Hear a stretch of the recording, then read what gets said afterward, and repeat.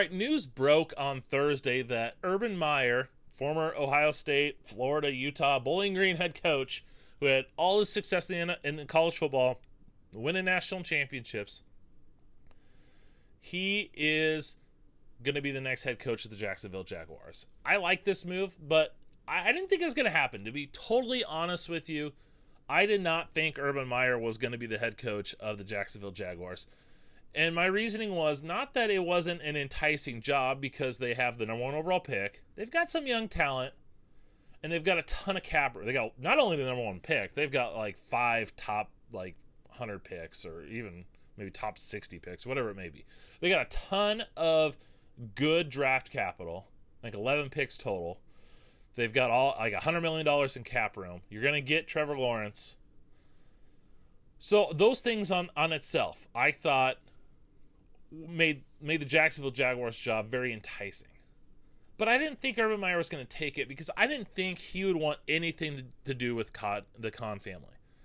And the Khan family, they haven't had success running pro sports franchises. The Jaguars have been a mess. They've had one good year since the Khans have owned it. They own a English Premier, they did own an English Premier soccer team, but got regulated down. So they just haven't had a good success. It came out recently that Shad Khan, the owner, was getting involved in personnel decisions, and he wanted to continue that. And I saw all those things, and I said, you know what? I don't think this is a well-run franchise. Okay? The son Tony has got his hands in the Jaguars. He's got his hands in the soccer team. He's running a professional wrestling organization that he is heavily involved in, and I'm just like, I think they just like being owners, and they don't really care about winning. I did a video all on that.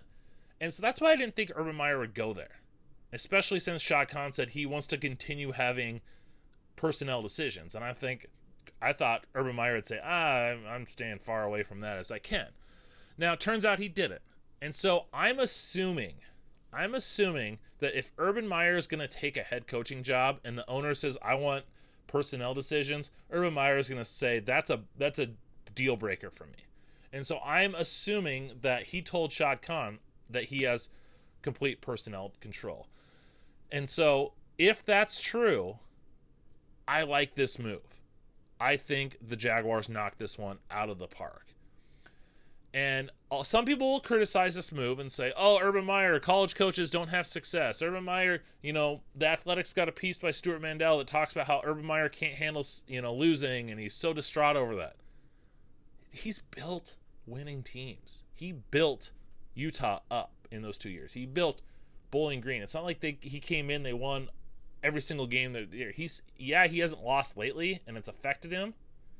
But I think at the NFL level, it won't affect him as much because he doesn't have to win every single game to get into the championship. He has to just make the playoffs. And he has to know that it's going to be a building process. So I don't think that affects – I don't think that's going to affect him as much as it is. And the thing I like about Urban Meyer is when he went to Ohio State, and this is I think that separates them. So many coaches, when they go to a spot, they want to bring as many former staff members as they had with them at their previous job. That they tend to only hire guys that they know. Urban Meyer's not that way.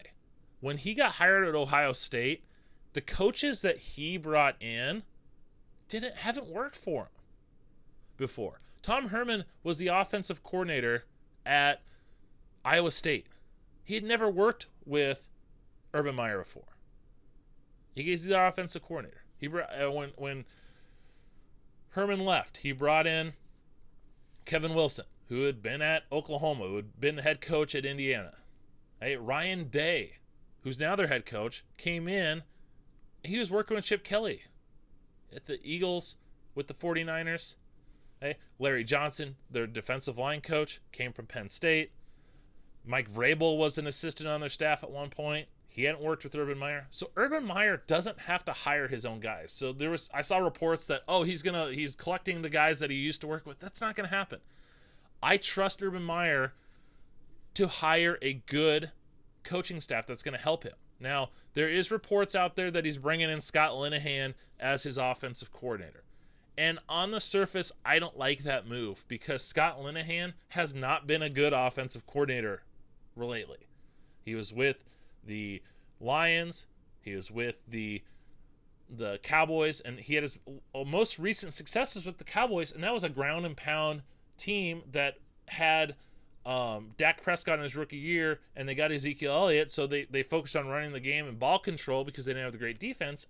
But once they kind of wore off of that, Linehan didn't have success. And then Linehan goes to college to LSU to replace Joe Brady and whiffs, and he got fired after a year. So if Linehan is his offensive coordinator, I'm not a big fan of that, but I still think it's going to be Urban Meyer's offense. And I think bringing in a guy who's a veteran offensive coordinator at the NFL level, I think that's more kind of the familiarity. We saw this with Chip Kelly when he first got hired with the Eagles. He brought in Pat Shurmur. Pat Shurmur was his offensive coordinator. It was still the Chip Kelly offense, but he had someone that has had that experience in the NFL game. And so that's what I think this is going to be. So I still trust. I'm waiting. I'm not going to go, oh, hiring Scott Linehan was terrible. He can't hire good assistants. I think it causes me to pause a little bit, but I still trust Urban Meyer to hire a good staff. Then let's talk about his offense. Now, a lot of people, I think, have this misconception because Urban Meyer had Alex Smith at Utah, and they were a option, lots of, option zone read. He goes to Florida, Tim Tebow, same type of thing. Goes to Ohio State, he's got Braxton Miller, he's got JT Barrett. But what people forget is a lot of his Ohio State offenses were geared more towards a pocket passer and passing. You just look at Braxton Miller, he ended up moving him from quarterback to receiver. Yeah, they had JT Barrett, and he was better, more of a runner, a leader in that. I get that. But they also had Cardale Jones that he ended up going with over JT Barrett at one point. Cardale Jones is a pocket passer. He could run here and there, but he is a pocket passer. Dwayne Haskins was his last big quarterback that he recruited. Even Joe Burrow. Joe Burrow was an Urban Meyer quarterback. He brought him in. He recruited him. He signed him. So in his latter years with the Buckeyes, Urban Meyer was recruiting pocket quarterbacks. They were pushing the ball down the field. They were attacking that way. So if you think that the Jaguars are going to run like a Baltimore Ravens, Lamar Jackson type scheme, or they're not going to draft Trevor Lawrence because of that, you're mistaken. He's probably going to draft Trevor Lawrence.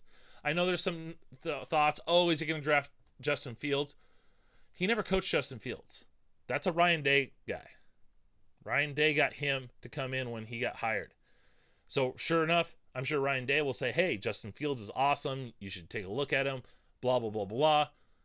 I don't think that's going to happen. And that's not a shot at Justin Fields, who I really like. I just think that they're going to take Trevor Lawrence, and you're going to see an offense not similar and exactly like what they had with Dwayne Haskins, but you're going to see very similar things. And I think Urban Meyer's ability to hire a good coaching staff, his ability to adapt an offense around its playmakers and its quarterback, and the fact that you're going to get Trevor Lawrence, and he's got an eye for talent. Those Buckeye teams, he loaded up with talent. They were recruiting at a high level, producing NFL talent at an extreme level. So he's got an eye for talent. So you combine all those things. I like this move. I think he's going to have success. Is he going to be the next Pete Carroll? I think he has a chance to do so. He doesn't have the personality of a Pete Carroll, but I think he's going to do better than what Saban did with the Dolphins. I think he's going to do much better than Chip Kelly or any of the other recent college hires. Hey, I love this pick, this hire, and I think he's going to have a lot of success moving forward with the Jaguars, as long as the owners don't meddle in.